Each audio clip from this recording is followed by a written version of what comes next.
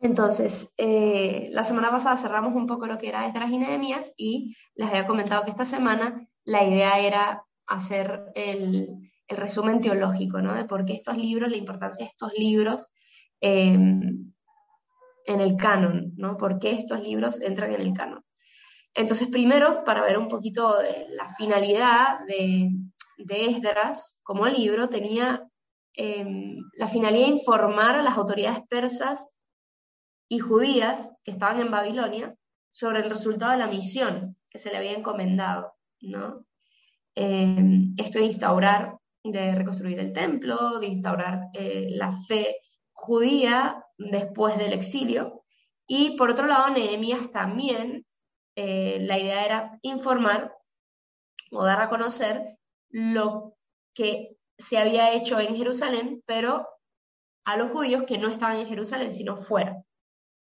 Estos dos libros yo les dije que tenían una complicación narrativa, ¿no? Porque saltaban y venían de un tiempo histórico a otro, un poco así como medio cíclico.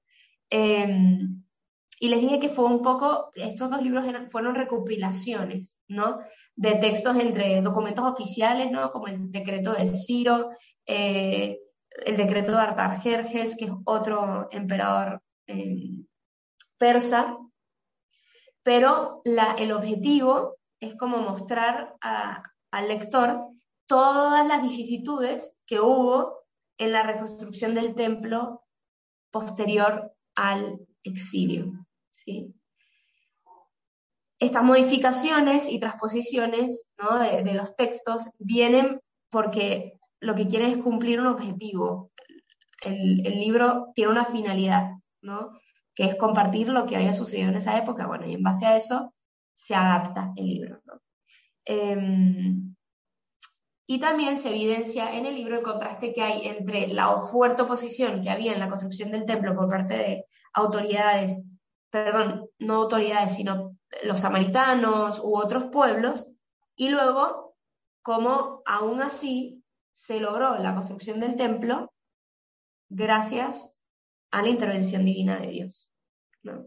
Y entonces el hecho de que ellos tomen en cuenta que el templo se pudo construir gracias a la intervención divina. Si no, no hubiese sido posible. ¿Sí? Bueno, ahora, ¿cuál fue el mensaje teológico de este libro? ¿Sí? De estos dos libros. Hay como cuatro grandes mensajes teológicos, ¿no? El primero es el concepto que ya vengo hace tiempo hablándoles del tema del resto de Israel, ¿no? De este pequeño Israel, esta pequeña sobra de lo que queda de Israel, ¿sí? Después del exilio se considera que quedan muy poquitos judíos fieles, que son los poquitos que vuelven a Jerusalén, y de hecho se les considera que estos eran prácticamente todos de la tribu de Judá, que fue la única tribu que sobrevivió. No es absoluto esto porque sabemos que también existe la tribu de Leví, de hecho los sacerdotes tienen que ser de la tribu de Leví, entonces sabemos que existe todavía la tribu de Leví, pero la gran mayoría de este resto de Israel es de la tribu de Judá. La restauración político-religiosa de la nación vino a partir de este pequeño núcleo. Y se nos muestra una interpretación teológica donde Dios siempre ha sido fiel a su promesa, a pesar de que él tiene que aplicar una pena medicinal. Es decir, como un papá a veces tiene que castigar a su hijo para que el hijo pueda crecer, ¿no? De hecho, esta María, lectura ya la hicimos en Hebreos, en el libro de los Hebreos, en la carta a los Hebreos, en el Nuevo Testamento, ¿se escuchan? se corta un poquito. La restauración, dijiste, lo último que dijiste, la restauración. Sí, la restauración de Jerusalén se llevó a cabo a partir de este pequeño núcleo, ¿no? de personas que se les llama, que fueron, ¿no? de los poquitos fieles que se mantuvieron. Eh, ¿Se corta o me escuchan?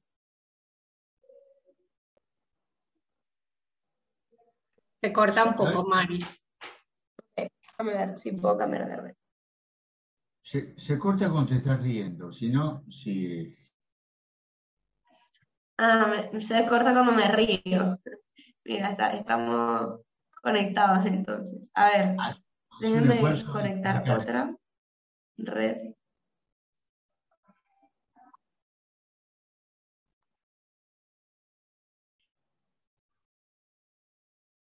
Ok. ¿Ahora se me escucha mejor? ¿Sí?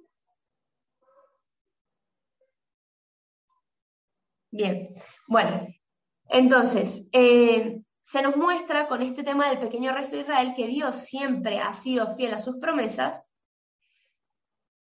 pero también se nos muestra que Dios es fiel a su promesa también aplicando una pena medicinal, ¿sí? No sé si se acuerdan que cuando leímos el libro de los Hebreos, perdón, la carta a los Hebreos, un trocito que está en el Nuevo Testamento, decía esto, ¿no? De que si somos hijos, el Padre nos reprende, ¿no? ¿Se acuerdan de este texto? Vámonos un momento a Hebreos 12.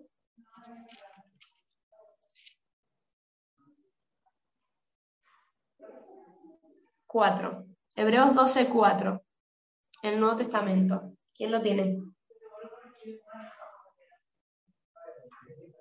Yo acá lo tengo, María. Dale. Después de todo, en la lucha contra el pecado, ustedes no han resistido todavía hasta derramar su sangre. Sí, ¿Y siguió? sí, ¿Hasta qué punto? hasta el 7. La educación paternal de Dios. Ustedes se han olvidado de la exhortación que Dios le dirige como a hijos suyos. Hijo mío, no desprecies la corrección del Señor, y cuando te reprenda, no te desalientes, porque el Señor corrige al que ama y castiga a todo aquel que recibe por hijo. Si ustedes tienen que sufrir, es para su corrección, porque Dios los trata como a hijos. ¿Y hay algún hijo que no sea corregido por su padre? Perfecto. Entonces, hoy a nosotros se nos hace esto un poco... A ver, yo creo que por lógica humana lo entendemos. Por circunstancia cultural, no tanto, ¿no? Porque los padres ahora ya no castigan, ¿no? De hecho, casi casi te pueden mandar a la ley, ¿no? A que te metan en la cárcel si castigas a tu hijo de alguna manera, ¿no? El cuidado de los niños. Y esto es verdad cuando hay un abuso, obviamente, no estamos hablando de esto, pero estamos hablando de un nivel normal de enseñar a una persona a ser persona, ¿no? Esto, de hecho, se me hizo curioso porque anoche fue el premio, fueron los Oscars, ¿no? Y hubo un evento curioso, el de Will Smith, en donde el comentarista, bueno, el presentador, mejor dicho, de los Oscars, un poco tira una burla, ¿no? Medio una burla a la esposa de Will Smith que sufre de alopecia y está calva, ¿no? Bueno, se terminó rapando el pelo. Y entonces, típico entre esos ámbitos, tiró una broma. Fue una broma. Will Smith se levanta y golpea al hombre. Y luego se sienta. Y el presentador, como un buen postmoderno, dice, che, era broma, o sea, tampoco te lo tomes así, ¿no? Y él empieza a gritarle desde su lugar, muy irritado, y le dice, saca a mi mujer, al nombre de mi mujer de tu boca, ¿no? O sea, como deja de hablar de mi mujer. Estaba muy enojado él. Cosa que después, nada, él se levanta, él gana un premio, gana mejor actor esta noche, y Will Smith pide perdón a la academia, pero aclara que él tiene un llamado a cuidar a su familia, a amar a las personas, y no es posible que uno tenga que calarse las burlas de otro y simplemente sonreír y decir, bueno, sí, todo bien, ¿no? Hacer como si nada. Y a mí se me hizo curioso, ¿no? Porque en un mundo tan relativista, ¿no? Donde todo es permitido, eso fue un gesto muy evidente de que no todo es permitido, ¿no? No todo es permitido. no está bueno que tú te burles de una situación de enfermedad de un otro, ¿no? Y entonces ahí vemos claramente un ejemplo que acaba de suceder, que la verdad no es relativa, que hay cosas que son objetivas, que si hay alguien que está sufriendo, tú no te burlas de esa persona, y que no depende de la cultura, no depende si yo vengo de África, de Asia o de Oceanía, da lo mismo. Hay elementos que son, punto, y que no depende depende de cada quien. Bueno, sí, hay quien me puede decir, bueno, depende, quizás hay otro que es más sangre liviana y le da lo mismo, ¿no? Y no porque a una persona le da lo mismo significa que eso en sí está bien. Entonces, bueno, el tema del castigo, ¿no? Que aquí lo dicen muy claramente, alguien que si a ti realmente te importa a alguien y está haciendo mal o está haciéndose mal a sí mismo, el respeto no es la mejor respuesta, que es como el valor de hoy. El valor de hoy es el respeto y la tolerancia. Pero si alguien se está haciendo daño a sí mismo, que es lo que es un pecado es hacerse daño a sí mismo. Si realmente te importa el otro, no te quedas viéndole y decir, no, bueno, yo te respeto. Lánzate por la ventana que yo te respeto. No, yo te amo y me involucro y me comprometo y me importa.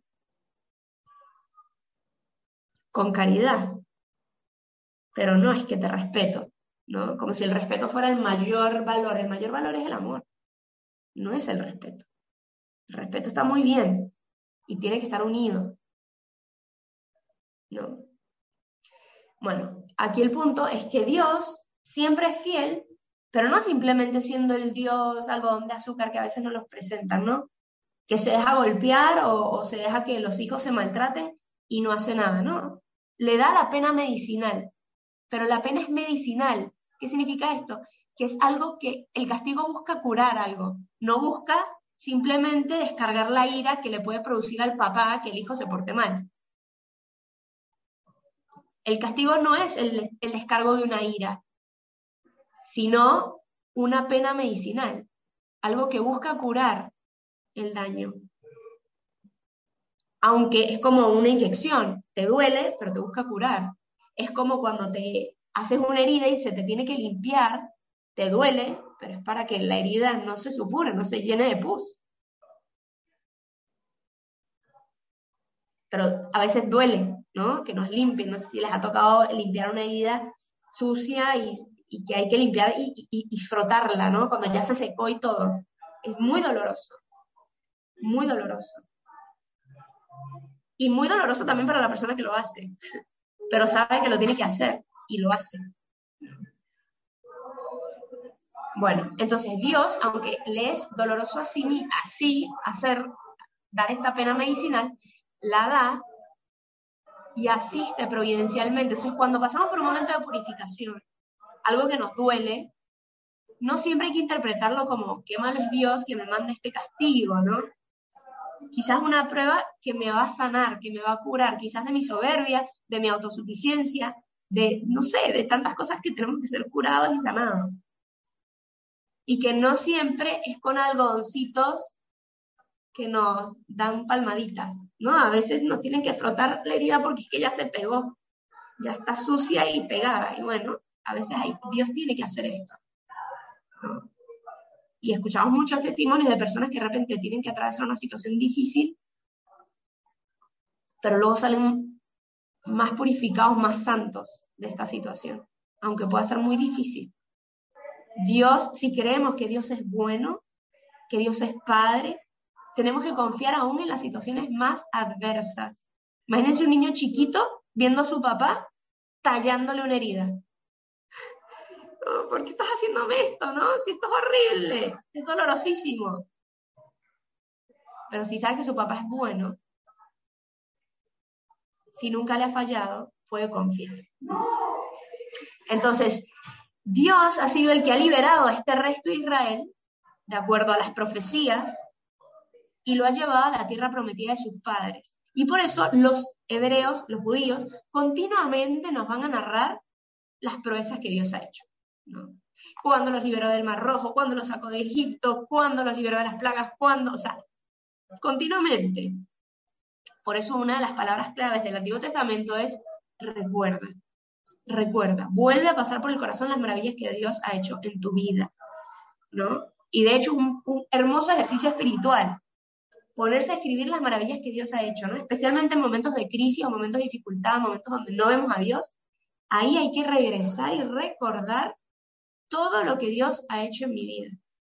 Cuando me siento solo, cuando me siento abatido, cuando no le veo sentido a lo que estoy atravesando, ahí tengo que recordar todo lo que Dios ha hecho y entonces esos hechos me van a devolver la esperanza para el futuro, para saber si Dios ha sido fiel, lo seguirá haciendo.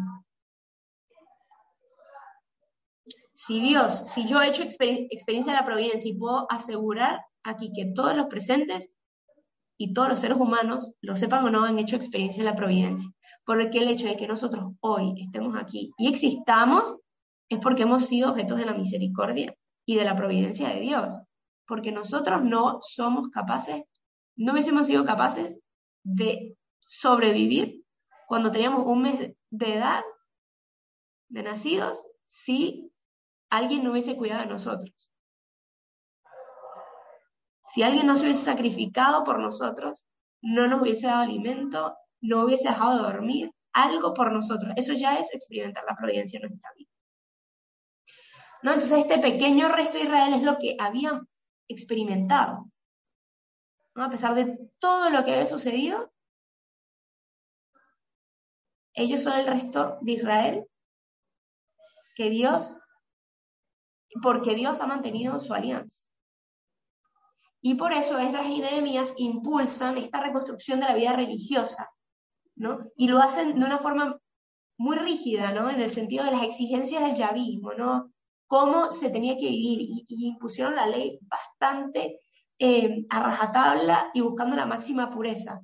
¿Por qué? Como un signo de respuesta a la fidelidad de Dios, es decir, oigan, ya hemos metido mucho la pata, ahora sí, no estoy diciendo que esto fue lo más adecuado, estoy diciendo por qué sucedió esto, ¿no?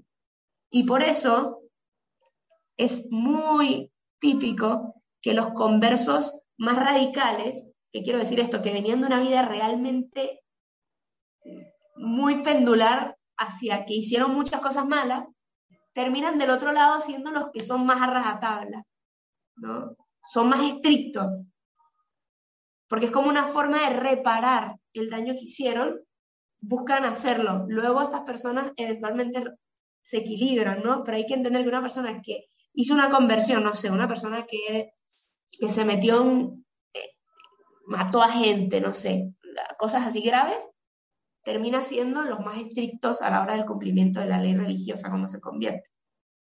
Es una forma de reparar. Bueno, esto fue lo que sucedió en esta época. Se penduló y se obligaba muy firmemente a cumplir la ley. Un segundo punto, aparte del resto de Israel, un segundo punto teológico, es las instituciones religiosas de Israel, como lo son el templo, la ciudad santa, que es Jerusalén, y la ley, ¿no? Las instituciones religiosas de Israel, digamos los pilares sobre los cuales se sostenía el judaísmo: el templo, Jerusalén y la ley. La reconstrucción del templo y su consagración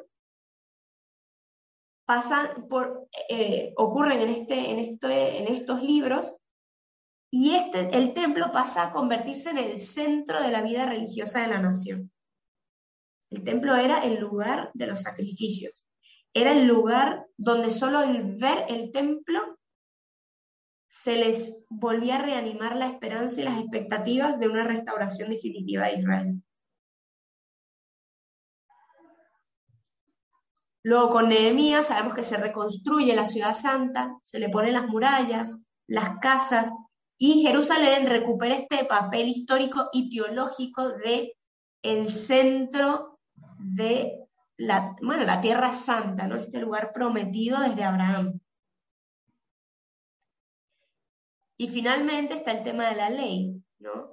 En esta época se cree que se termina de escribir el Pentateuco completamente, ¿sí? Ya era tradición oral, pero se termina de escribir completamente y se volvió, la ley se convierte en el texto normativo. No solo como algo propio de los judíos, sino incluso impuesto por la ley persa. La ley persa obligaba que los judíos cumplieran la ley judía. ¿Sí? Un tercer punto teológico muy importante es el tema de la pureza religiosa. ¿Sí? Que sabemos que en épocas de Jesús esto era exacerbado, ¿no? Recuérdense que los tenían que lavar todas las vasijas, todo lo que tocaban, no podían tocar a ninguna persona impura, y por esto, en la parábola que tanto me gusta, la del buen samaritano, el fariseo y el sacerdote estaban cumpliendo la ley cuando no tocaron al samaritano. Perdón, al samaritano no, al herido. Estaban cumpliendo la ley. Y esto es muy fuerte, porque entonces Jesús nos dice, hay una ley mayor, que es la del amor. Y no es que dice que la pureza está mal, está bien la pureza. Pero hay casos en donde la ley, el espíritu de la ley, siempre tiene que ser el amor.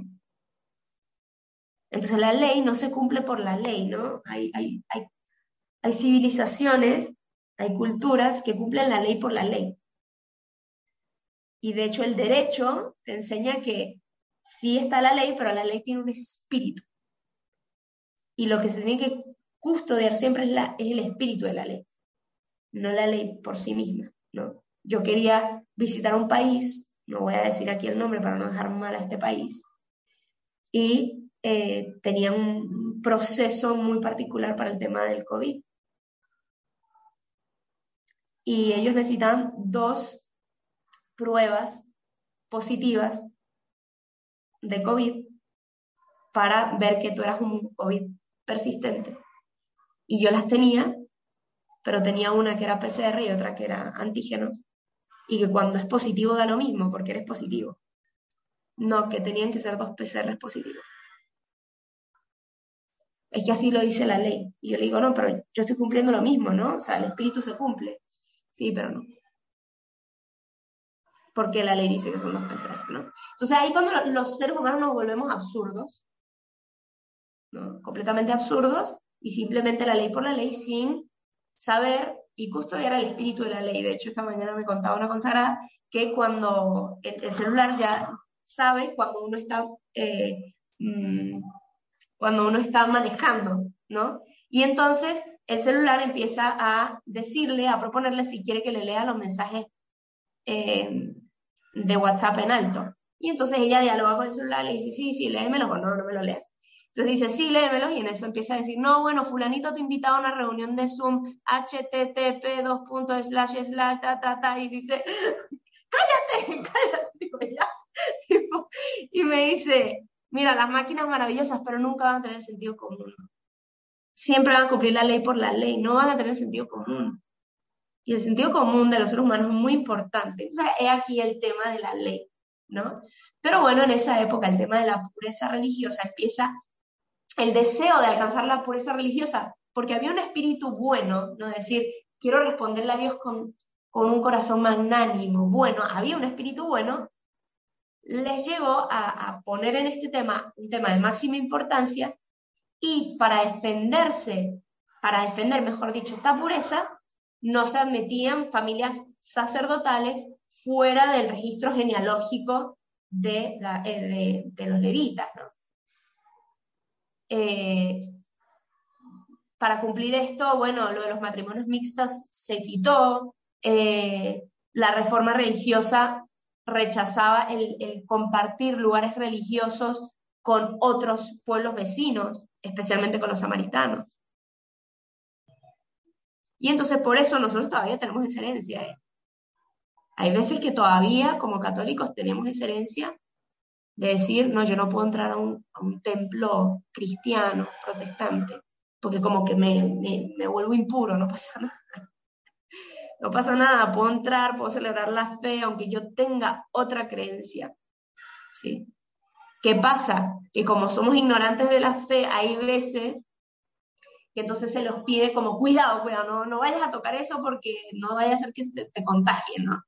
pero en realidad lo que es necesario es formarnos mejor, ¿no? Para nosotros poder discernir bien, no, mira, esto no va con mi fe, esto sí, esto está bueno, ¿no? Me pide aquí que repita lo de los levitas, que para cumplir esta pureza religiosa se busca que, por ejemplo, no se admiten como familias sacerdotales los que no cumplían con el registro genealógico, ¿no? Entonces, si yo era levita, pero yo no tenía el registro genealógico porque no sé, mi partida de nacimiento no estaba bien llevada, pues no, yo no podía, aunque todo el mundo supiera que yo era hijo de fulanito, que era hijo de sutanito, como no estaba escrito, yo no podía ser parte de la familia sacerdotal. Bueno, entonces hubo, muchas medidas que buscaban cuidar esta pureza, ¿no? Y hay que entender esto en su época, comprendiendo que ellos se mezclaron mucho con otras religiones. Y entonces, para salvaguardar esto, era necesario como tomar estas medidas, pero no se trataba en modo alguno de, no sé, de rechazar, por ejemplo, a otras personas por motivos raciales, ¿no? No, tú no eres judío porque tú eres impuro, ¿sabes? Como que no era un motivo racial, ni siquiera político o social, sino un tema de fe. Era un tema de fe y era un tema de salvaguardar la fe ya vista. Entonces esto hay que entenderlo en su contexto. Luego, después de este periodo, esto se exacerba y se lleva a un extremo, hasta el punto en donde cuando nació Jesús, esto era excesivo. Había muchísimas leyes, había muchísimas cosas que no se podían hacer, no se podían mover, todo se empezó a tipificar, las leyes, no sé, no pueden caminar más de 10 metros los sábados, porque es un día de descanso, entonces se tienen que quedar tranquilos. De hecho, hasta el día de hoy, los judíos ortodoxos, yo tenía una amiga que tenía unos vecinos judíos ortodoxos, y a la hija pequeña, le dio una infección en el oído muy fuerte. Y como ellos no podían usar el ascensor ni bajar las escaleras porque tenían que cumplir el sábado de descanso, a la niña se le iba a reventar el tímpano. Y pues mi amiga con su familia llevó a esta niña al hospital. Porque ellos tenían que cumplir la ley, ¿no? Entonces, esto no es algo que quiere Dios, ¿sí? Llevar la ley a su extremo, en donde por eso Jesús nos dice, ojo, porque la ley se hizo para el hombre, no el hombre para la ley. La ley es para ayudar al hombre a vivir como ser humano, ¿no? Bueno, y luego el último punto religioso es el tema del judaísmo, ¿no? Como ya sabemos, y ya les dije la semana pasada, aquí propiamente, en el sentido histórico y teológico, nace la realidad religiosa que se conoce con el nombre de judaísmo. El judaísmo, como bien dice su nombre, estaba caracterizado por la pertenencia de los hebreos casi exclusivamente a la tribu de Judá. Eran casi todos de la tribu de Judá, que era prácticamente la única que permaneció después del exilio.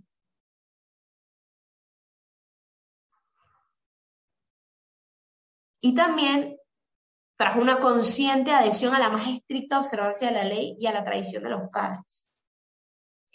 Este movimiento judaico, nacido tras la reforma de Esdras y Nehemías, representa un fenómeno religioso dentro de la historia de Israel, marcado por una fuerte espiritualidad. Pero esto hay que distinguirlo de las tendencias que degeneraron después, épocas después, que reducen la religión de Israel a una casuística sin espíritu, ¿no? A cumplir la ley, pero no el espíritu. Esto no fue lo que hizo Esdras y Nehemías, esto lo hicieron después de ellos. En cómo se interpretaba la ley, y por eso la bajada de línea de los sábados. Esto no aparece en la ley de Esdras y Nehemías. Esto aparece posteriormente. Pero a partir de Esdras y Nehemías sí constituye un nuevo punto de partida para el pueblo hebreo después del exilio, ¿no? Es como arranca nuevamente algo nuevo para Israel. Bien, con esto terminamos el libro de la historia del cronista y ahora vamos a empezar con los macabeos, pero vamos a ver un videito que ayuda a fijar los conocimientos de estos dos libros. Se les voy a mostrar pantalla.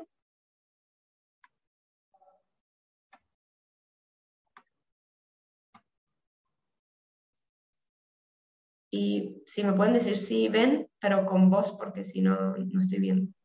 Sí, sí, se ve. Los libros de Esdras y Nehemías. En la mayoría de las Biblias modernas, estos libros están separados, pero esa división sucedió mucho después de que el libro fuera escrito. Originalmente era una sola obra escrita por un solo autor. La historia se desarrolla después de que los babilonios destruyeron a Jerusalén y a su templo y se llevaran a una gran parte del pueblo al exilio. Y este libro retoma la historia aproximadamente 50 años después y cuenta el regreso de varios israelitas a Jerusalén y lo que sucedió cuando reconstruyeron la ciudad y sus vidas ahí.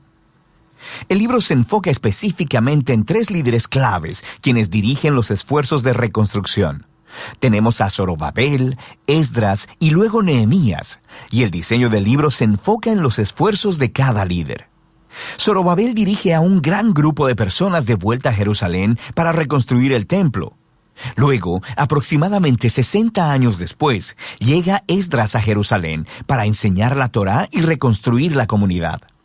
Y luego es seguido por Nehemías, quien dirige la reconstrucción de los muros de Jerusalén. Y estas 3 historias están diseñadas para ser paralelas. Cada una comienza con el rey de Persia siendo movido por Dios para enviar al líder a Jerusalén, ofreciéndole recursos y apoyo. Y luego, cada líder encuentra oposición a sus esfuerzos, la cual cada uno vence, pero de manera que en cada una de las 3 partes se produce un extraño anticlímax. Regresemos un poco y veamos cómo todo encaja en su lugar. La historia comienza con un decreto de Ciro, el rey de Persia, quien es movido por Dios para permitir que los exiliados regresen a Jerusalén y reconstruyan el templo. Y el autor dice que esto cumple una promesa hecha por el profeta Jeremías, que los exiliados regresarían un día a Jerusalén. Ahora, este cumplimiento debería despertar nuestra esperanza en muchas de las otras promesas proféticas, en el sentido de que el exilio no era el final de la historia. Tenemos la esperanza de un futuro rey mesiánico del linaje de David. Tenemos la esperanza de un templo reconstruido en el que la presencia de Dios morará con su pueblo. La esperanza de que el reino de Dios vendrá sobre todas las naciones y traerá su bendición, como Él le prometió a Abraham. Y así, con todas estas esperanzas en mente, leemos la historia de Zorobabel. Su nombre significa plantado en Babilonia. Él representa a la generación nacida en la cautividad de Babilonia y él dirige a un grupo de israelitas en su regreso a Jerusalén. Después de que se asientan ahí, ellos reconstruyen el altar para ofrecer sacrificios y después el templo mismo. La ceremonia para poner los fundamentos y la dedicación final del templo son momentos claves.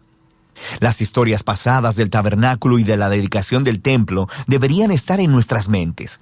Este es el momento en el que la ardiente nube de la presencia de Dios debería descender. Él está morando con su pueblo y no sucede. Así que, aunque algunos están felices por este nuevo templo, los ancianos que habían visto el anterior templo de Salomón lloran con angustia. No se parece nada a su glorioso pasado o a sus esperanzas para el futuro. Y es aquí donde tenemos la primera historia de oposición, y es muy extraña. Los nietos de los israelitas que no fueron llevados al exilio habían vivido en Jerusalén todo este tiempo y vienen a ofrecer ayuda para la reconstrucción del templo. Y Zorobabel se niega. Dice, ustedes no tienen parte en nuestro templo. Y esto, por supuesto, genera un conflicto, el cual Zorobabel vence.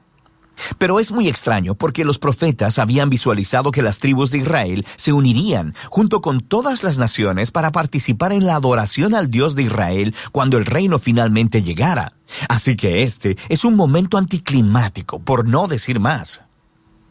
En la siguiente sección nos adelantamos unos 60 años y conocemos a Esdras. Él es un líder entre los israelitas exiliados en Babilonia. Es un erudito en la Torá y un maestro, así que es nombrado por Artajerjes, el rey de Persia, para guiar a otro grupo de personas de regreso a Jerusalén. Y Esdras quiere traer una renovación espiritual y social dentro del pueblo. Nuestras esperanzas se elevan y de nuevo llegamos a un momento anticlimático en la historia. Esdras descubre que muchos de los israelitas exiliados que habían regresado se habían casado con personas no exiliadas que permanecieron viviendo en Jerusalén.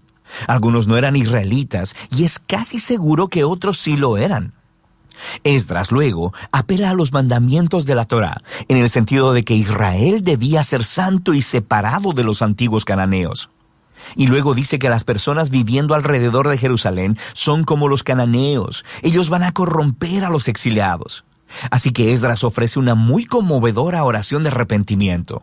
Pero luego, él reúne a todos los líderes y promulga un decreto de divorcio que dice que todos esos matrimonios deben ser anulados y las mujeres y los niños expulsados. Y luego, el decreto solo se cumple parcialmente. Se nos da una lista de algunos de los hombres que se divorciaron de sus mujeres. La historia es muy extraña por varias razones. Primero que nada, Dios nunca ordenó a Esdras que hiciera esto. Fueron los líderes de Jerusalén quienes llevaron a Esdras a hacer el decreto. Segundo, el profeta contemporáneo, Malaquías, sí dijo que el exiliado debía preocuparse por la pureza, pero también dijo que Dios se opone al divorcio. Así que los resultados combinados del decreto encajan con este patrón de una conclusión extraña y anticlimática. Lo que nos lleva a la siguiente sección acerca de Nehemías. Aquí tenemos a un oficial israelita sirviendo en el gobierno persa. Y cuando él escucha sobre el estado arruinado de los muros de Jerusalén, él ora y obtiene permiso del rey persa Artajerjes para ir y reconstruir los muros. El rey incluso le da una escolta armada y muchos recursos.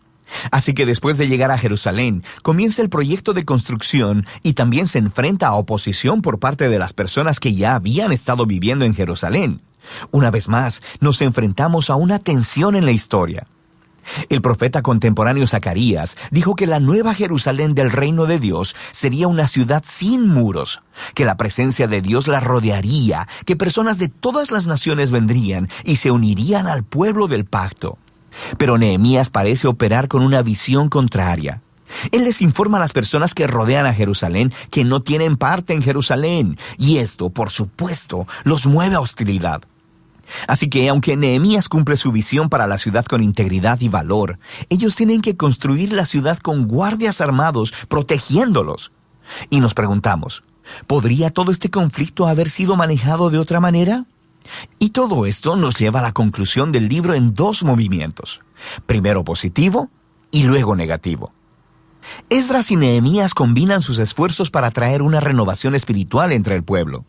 Ellos reúnen a todos los exiliados para un festival y enseñan y leen la Torá a todo el pueblo durante 7 días. Y luego celebran la antigua fiesta de los tabernáculos para recordar la fidelidad de Dios en el Éxodo y los viajes en el desierto. Y confiesan sus pecados y se comprometen a renovar el pacto y a seguir todos los mandamientos de la Torá. Y terminan con una gran celebración sobre el templo y los muros de Jerusalén. Y pensaríamos que este es el momento decisivo, pero no lo es. El libro termina en una nota completamente deprimente. Nehemías da un paseo por la ciudad y descubre que el pueblo no ha estado cumpliendo sus votos del pacto. La obra de Zorobabel está deshecha, ya que él se encuentra con el templo en descuido y siendo administrado por un conjunto de gente que no está calificada. Luego descubre que el trabajo de Esdras ha sido comprometido. Encuentra a todos violando la Torá, a personas trabajando en el día de reposo. E incluso su propio trabajo en los muros está en juego porque las personas están poniendo mercados alrededor de los muros de Jerusalén y trabajando en el día de reposo. Y Nehemías desata un alboroto, golpea a las personas, les tira el cabello y les grita, «¡Obedezcan los mandamientos de la Torá!». Y sus últimas palabras son una oración para que Dios lo recuerde y que por lo menos él hizo el intento. Y así termina el libro. Quiero decir, es muy extraño, pero nos hemos preparado para esto, ¿no? Estos momentos anticlimáticos han sido entretejidos intencionalmente en el diseño del libro. Así que nos hace preguntarnos, ¿qué podría contribuir este libro a la narrativa de la Biblia? Bueno, recuerda, el libro empezó elevando nuestra esperanza en las promesas proféticas acerca del Mesías, el templo y el reino de Dios. Y luego no sucede nada de eso. Así que aunque Israel está de vuelta en la tierra, no parece que su estado espiritual anterior al exilio haya cambiado. Y aunque Esdras y Nehemías hacen lo mejor que pueden, sus reformas políticas y sociales entre el pueblo no abordan los problemas centrales de los corazones. Así que el libro está apuntado a la misma necesidad que resaltaron los profetas Jeremías y Ezequiel. Lo que el pueblo de Dios necesita es una transformación integral de sus corazones para que puedan amar y obedecer a su Dios. Y sí, el libro termina con una decepción, pero te obliga a seguir leyendo los libros proféticos y de sabiduría, para descubrir qué es lo que Dios hará para cumplir sus grandes promesas de pacto. Pero por ahora, de eso tratan los libros de Esdras y Nehemías.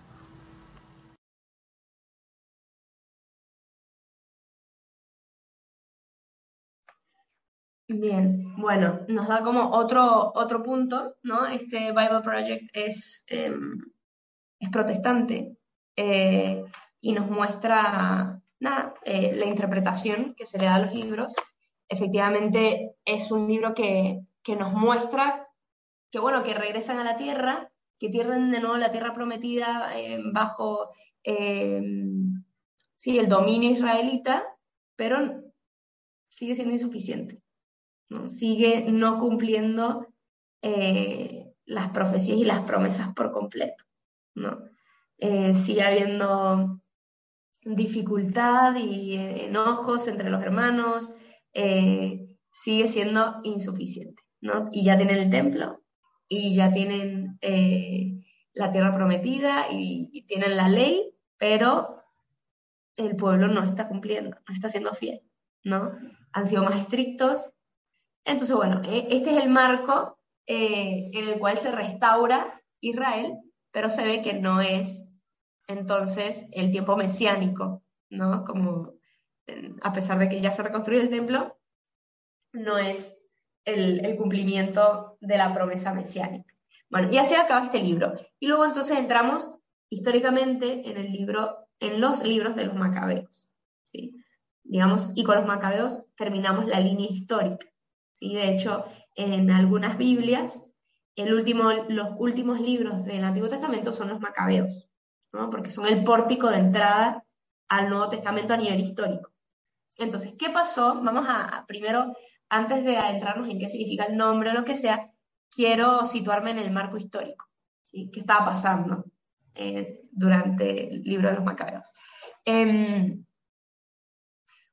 Bueno, lo que nos narra ambos libros, sí, yo les había dicho que estos dos libros no son una continuidad del otro, son dos libros que narran más o menos el mismo periodo histórico, pero se centran en dos realidades distintas, ¿sí? o en dos enfoques distintos del mismo periodo.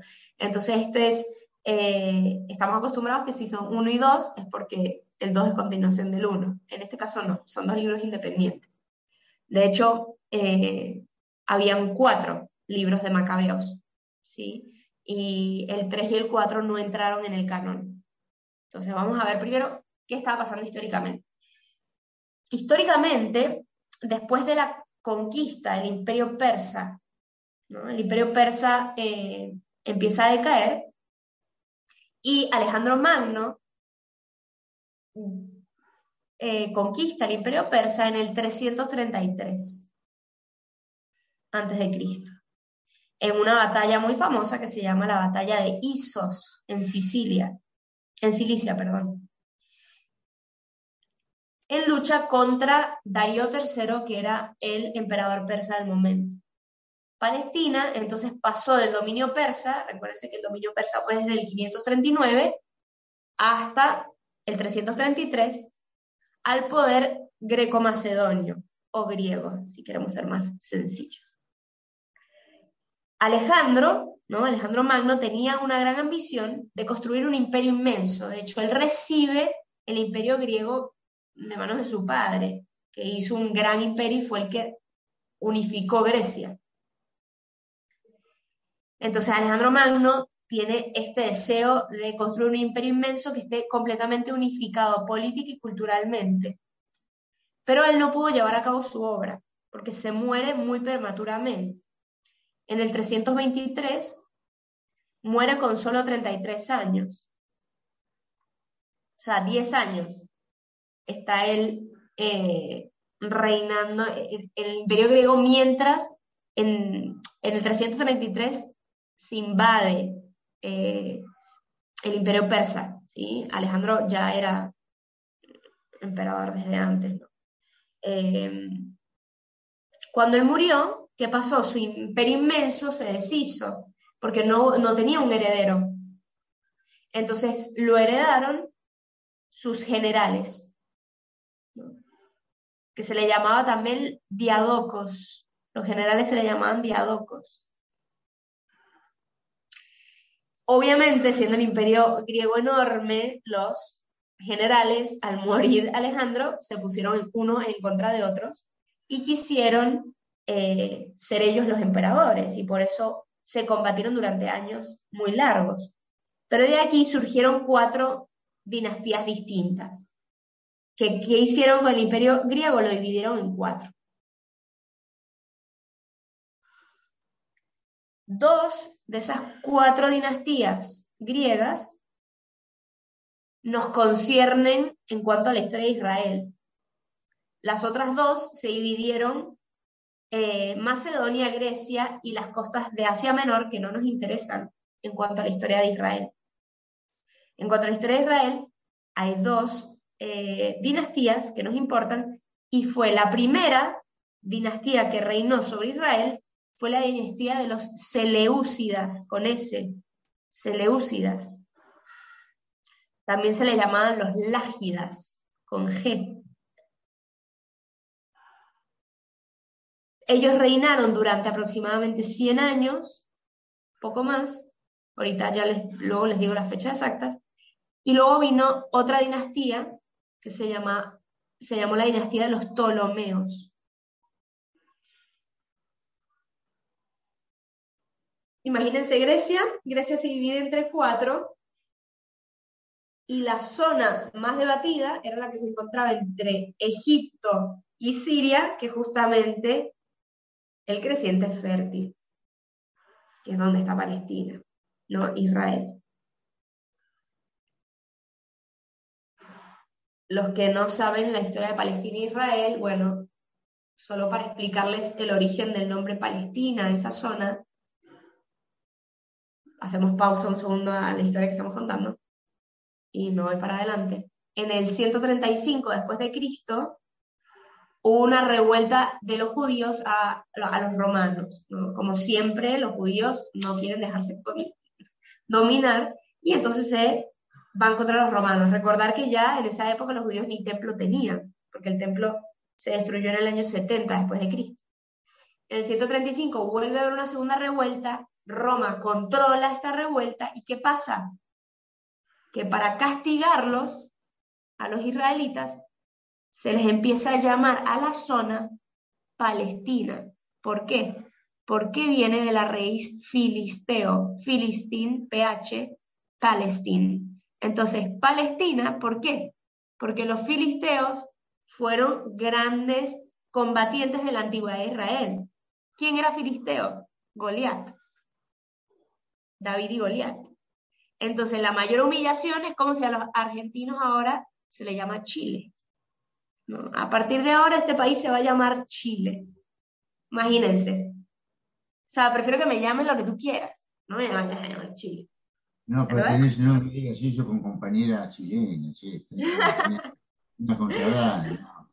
Es para que se comprenda la comparación. Entonces, ellos, a partir de ahí se les empezó a llamar Palestina. Y de hecho, el nombre de Palestina lo tomaron los musulmanes, los árabes, ¿no? Grandes combatientes contra los judíos, y el nombre Israel lo siguen usando. Entonces, ya ahora se reconoce la zona como Israel, pero es la actual Palestina. Es lo mismo. Palestina e Israel es lo mismo, ¿sí? Solo que algunos lo llaman Israel. Políticamente, algunos países aceptan Israel como el nombre formal de Israel, hasta la fecha, y otros Palestina. Los israelitas, a los judíos le llaman Israel, los musulmanes le llaman Palestina, los cristianos le llamamos Tierra Santa. Complejo, una zona muy compleja, pero bueno, solo para que entiendan de dónde vienen también los términos, ¿sí? Entonces, volvemos. Esta zona era una zona muy deseada porque era una zona de mucho comercio. Era puente entre África y Asia, o sea, es la zona donde quieres, ¿no? Tú quieres estar ahí, tipo, justo en una zona de puente. Entonces, cuando Grecia se divide a la muerte de Alejandro Magno en estos 4 trozos, la zona de Israel, la actual Israel, estaba prácticamente tomada por los seleucidas, pero los ptolomeos estaban ahí al ladito. Entonces los ptolomeos eventualmente invaden la zona de los seleucidas y toman Israel. Pero los primeros años fueron bajo el poder de los seleucidas. Como se puede entender, los seleucidas y los ptolomeos, que son griegos, no nos vayamos a mezclar, son griegos estas dinastías, eran 4 dinastías, 2 de las cuales una era seleucidas y ptolomeos, las otras 2 no nos interesa porque no tocan Israel. Entonces, estas 2 dinastías fueron conflictivas, sobre todo por esa franja que une Egipto y Siria. Entonces la zona de Palestina, de Israel, pasó sucesivamente de una hegemonía a otra, ¿no? Durante el dominio de los ptolomeos, la capital era Alejandría, en Egipto.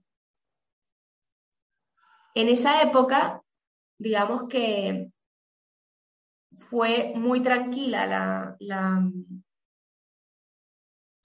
el dominio persa, que era como muy libre, ¿no?, en su vivencia de la fe. Cuando pasan a los griegos, al inicio también fue bastante libre. Sí les dije que primero fueron los ptolomeos y luego los seleucidas, creo que se los dije al revés, ¿no? Perdón, al inicio fueron los ptolomeos, que fue como una época de mayor paz y serenidad, más libertad, y la época compleja fue en la época de los seleucidas, ¿sí? O sea, los que fueron por un periodo de más o menos 100 años fueron los ptolomeos. Sí, del 333 al 198 fueron los ptolomeos, y del 198 al 63 fueron los seleucidas, ¿sí? En realidad, en la época de los seleucidas, luego se las explico, porque en realidad fueron los seleucidas un periodo y luego los judíos un poco se independizan y tienen un periodo en donde no están propiamente bajo el dominio griego, sino como que tienen un poco un reinado independiente. Pero bueno, eso se los explico luego. ¿Por qué fue tan complejo en la época de los seleucidas? Luego vamos a ver cuando nos metamos en el libro. Fue porque se les impone el helenismo, es decir, la forma de los griegos vivir su política, su cultura, su espiritualidad, se les obliga a los judíos a vivir así. Entonces se les heleniza, y ahorita vamos a entender qué significa esto, ¿no? Entonces, 1 y 2 Macabeos constituyen la principal fuente para reconstruir este periodo de la historia de Israel, desde el 333 hasta más o menos el 63, ¿sí?, antes de Cristo, más o menos. Pero en realidad los años más importantes van a ser alrededor del 167. Ahorita voy a explicar por qué. Entonces, vamos a ver más puntualmente la historia, ¿no? Estos 2 libros son deuterocanónicos. ¿Qué significa que son deuterocanónicos? Son libros canónicos, pero que en un momento de la historia fueron puestos en duda su canonicidad, es decir, si entraban en la Biblia o no. ¿Por qué? Bueno, primero, estos libros fueron escritos en griego, ¿sí? Y los libros del Antiguo Testamento son todos en hebreo. Los libros en griego ya hablan de una cultura contaminada. Entonces es como los judíos tenían un poco de recelo. Pero ¿qué pasa? ¿Se acuerdan esta historia de la versión de los 70? Se las refresco brevemente. En la época griega, ¿no? En el 333, que entran los griegos, muy rápidamente el idioma del imperio se permea todo y empieza a ser el griego, ¿sí? Para los judíos se le llamaba el griego koiné, que de hecho este griego koiné fue el idioma en el que se escribieron los evangelios. ¿Qué es el griego koiné? Es el griego que está medio arameizado. Es decir, ya los hebreos hablaban arameo, porque fue la lengua de los babilonios. ¿Sí? Los babilonios hablaban arameo.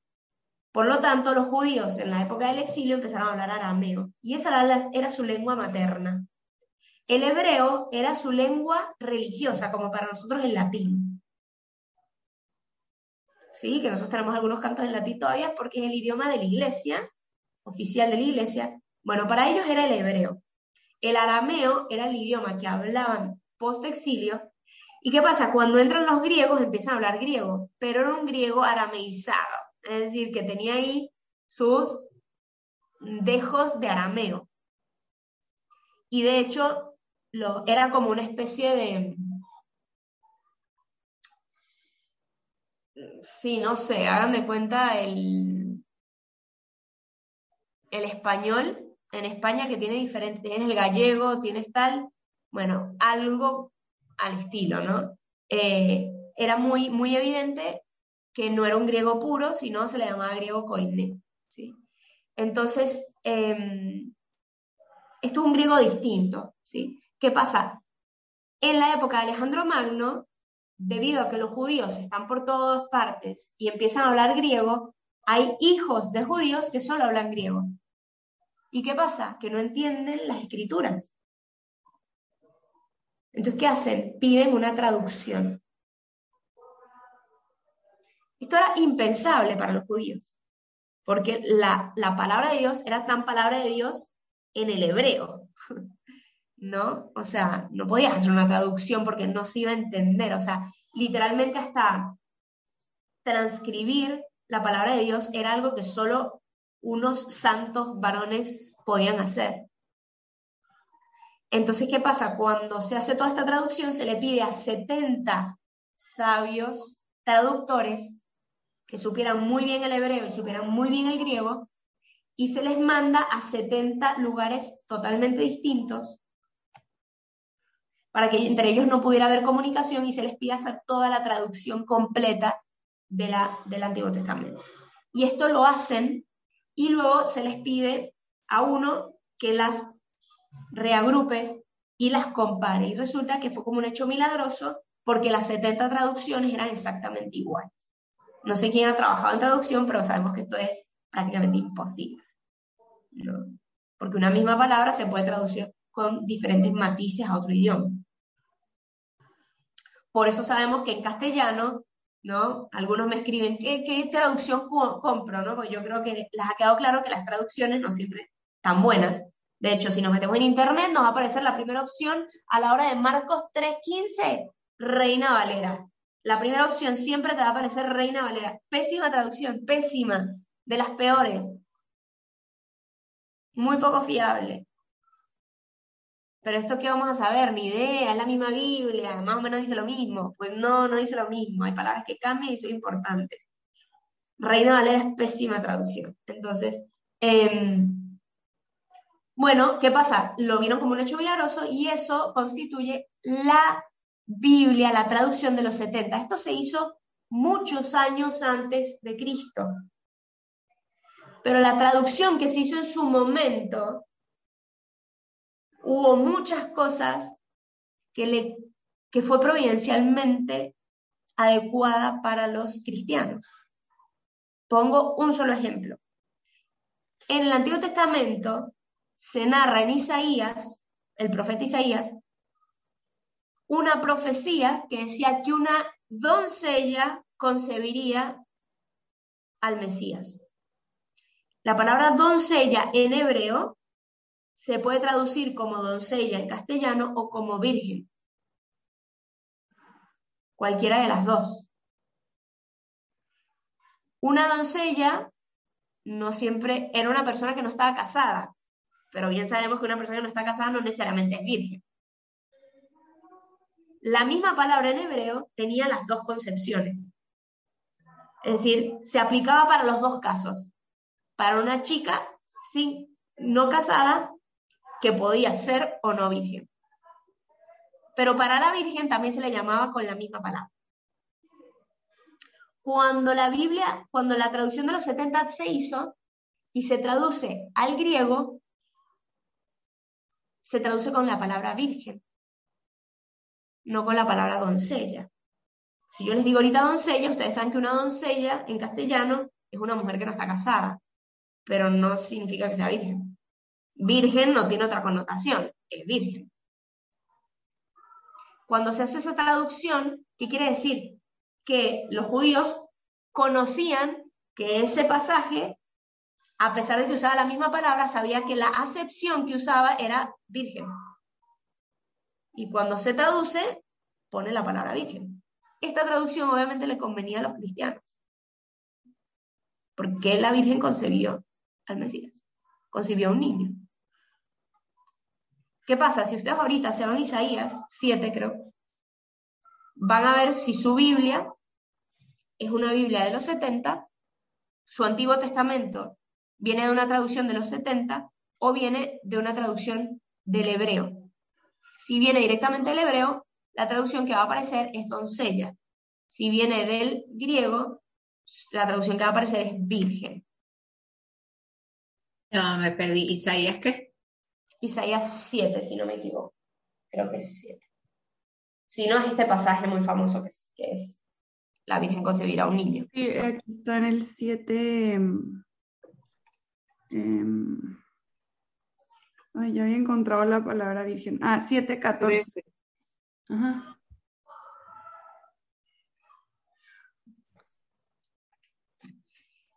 Bien, muchos. 14 me sale a mí. Vale, ¿y te sale virgen o te sale doncella? Virgen.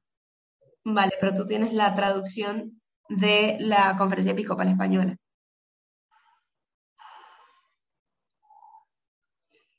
¿Y los demás? ¿Quién tiene doncella? Yo tengo doncella. Bien, tú seguramente tienes Oye, la pero Biblia de ¿en qué parte Jerusalén. estás, Sori? No lo encuentro. Isaías 7:14. Sí, 7:14.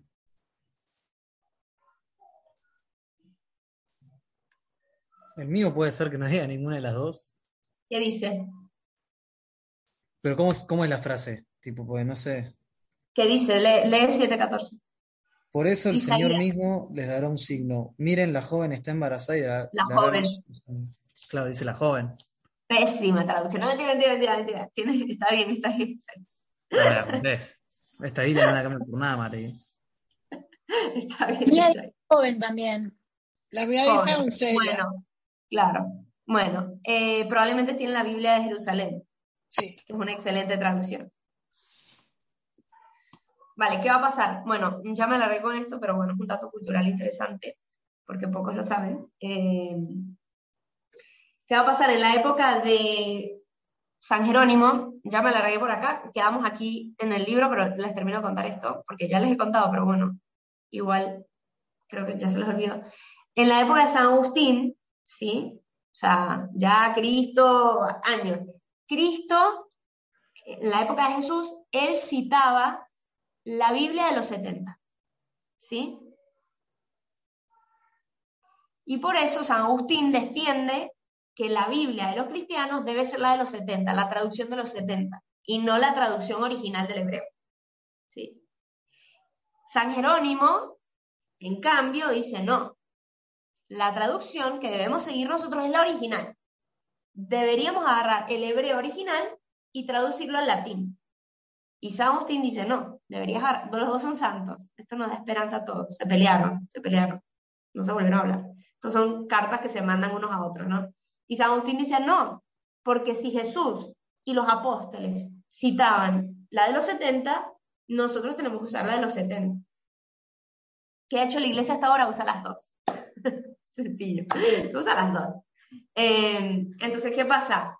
que hay Biblias en donde el original del Antiguo Testamento fue hecho la traducción a partir del hebreo y otros a partir de la traducción del griego de los 70. ¿Qué pasa? El Papa San Dámaso fue el que le pidió, también otro santo, fue el que le pidió a San Jerónimo hacer la traducción, y San Jerónimo se fue a Belén y se metió en una cuevita a hacer la traducción entera de la Biblia. O sea, pobre hombre, se gastó las pupilas ahí. Y aprendió el hebreo, bueno, una cuestión complicadísima, ¿verdad? Pero bueno, él hizo la traducción, y esta traducción es la que nosotros conocemos como la Vulgata, que fue la traducción original, la de referencia de la Iglesia por muchos años, ¿sí?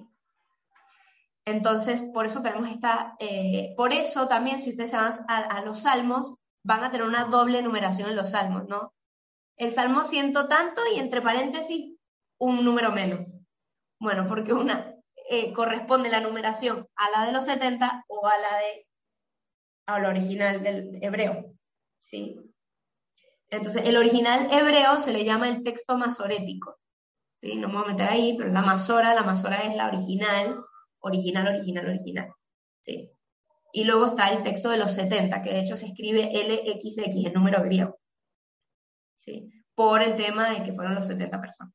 Entonces, por eso hay diferentes traducciones, aparte de que cuando traduces al castellano puedes utilizar diferentes palabras, joven, doncella, ¿no?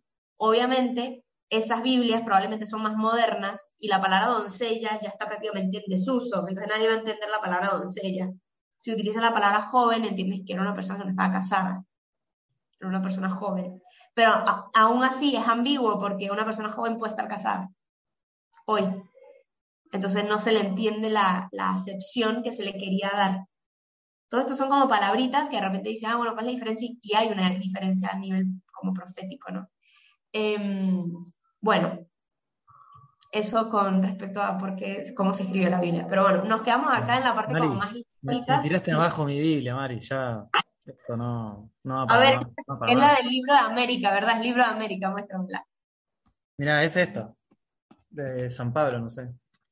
Sí, el Libro del Pueblo de Dios. No, es la de la Conferencia Episcopal Latinoamericana. Pero en Latinoamérica siempre trata de simplificar las palabras para que la gente la entienda. Entonces es más pastoral que de estudio. ¿Sí? Yo tengo ese, dice joven. ¿Cómo? Sí. Dice joven, yo tengo esa misma y dice joven. Sí, dice joven, por eso. ¿Está bien o no? Y al final, Mari, esto no es un poco la ley y de agarrarse la ley y dar mucha rosca con una cosa que no es tan importante. Lo importante no es eso, porque si la iglesia está usando todo, al final, bueno, no hagamos tanto. Ya sé que cuando decís no es un detalle, sí, bueno, pero no va la esencia, sí. Hay casos que da igual, hay casos en donde no da igual, porque el tema de la Virgen no es un tema menor. No es un tema menor, es un tema de hecho de decisión dentro de la iglesia, ¿no? Entonces, hay temitas que no son temas menores. Efectivamente por eso digo, cualquier Biblia está buena a nivel de pastoral, a nivel de comprender el mensaje central. Cuando ya estamos estudiando la Biblia, es distinto. ¿Sí? Cuando estamos estudiando y tratando de comprender como los significados más profundos, las acepciones más, como nos estamos yendo al detalle, no tanto por volvernos complicados, sino para comprender qué era lo que Dios nos quería transmitir con eso. Igual, Mari, acá abajo hace una aclaración de la parte esta, de la parte de joven. Tipo dice, ¿y qué dice? Dice que lo que dijiste vos, que la versión griega de los 70 profundizó el sentido mesiánico de este oráculo, al traducir por virgen la palabra hebrea que significa mujer joven o doncella. Y después dice que Mateo cita la traducción griega de este texto y afirma que esta profecía ha alcanzado su pleno cumplimiento en la concepción virginal de Jesús. En Mateo 1, del versículo 22-23. Justo, y si esto no se aclara, cuando yo voy a Mateo y dice, bueno, como dijo el profeta Isaías, la Virgen concebirá un niño, y yo me voy a 7 y veo que se inventó lo de la Virgen. No dice la Virgen. ¿No? O sea, como que, ¿qué onda? Me está mintiendo la Biblia, ¿no? Entonces, y estas son las cosas que para nosotros es como evidente, pero para gente que estudia y quiere encontrar cualquier razón, ¿no? Por ejemplo, Les pongo un ejemplo, que hasta hoy es como un ejemplo prototipo. La Virgen no fue virgen porque Mateo dice que Jesús lo fue a buscar su mamá y sus hermanos. Esto es una clásica de los protestantes, ¿eh? Clásica. ¿Y qué pasó? Y nosotros, para nosotros la Virgen no es cualquier cosa, ¿eh? Las grandes conversiones del catolicismo ocurren en torno a santuarios marianos. O sea, la Virgen es puente y camino hacia el Señor, no es cosa menor. El dogma de la Inmaculada Concepción, el dogma de la Virginidad de María, o sea, no es cosa menor. Y si nosotros no sabemos que la palabra hermano en esa época tenía acepción de primo, amigos, el otro día una chica súper católica me llama, unos amigos protestantes de la facultad me dijeron esto y no supe qué decirles. ¿Cómo que no supiste? Entonces, a lo que voy es, ella no le hizo dudar en su fe, obviamente, pero, bueno, son estos detalles que a nosotros nos hacen, por eso se dice, ¿no?, que los católicos somos muy ignorantes de nuestra fe, y cualquiera que tenga una mala información nos trae abajo toda nuestra fe, ¿no? Entonces, por eso es importante estar bien formado, no tanto porque el otro se va a convertir, pero sí tenemos que aprender a dar razones de nuestra fe, ¿no? Y estar bien formados, ¿no? El otro día, otra me preguntaba, voy a dejar de grabar,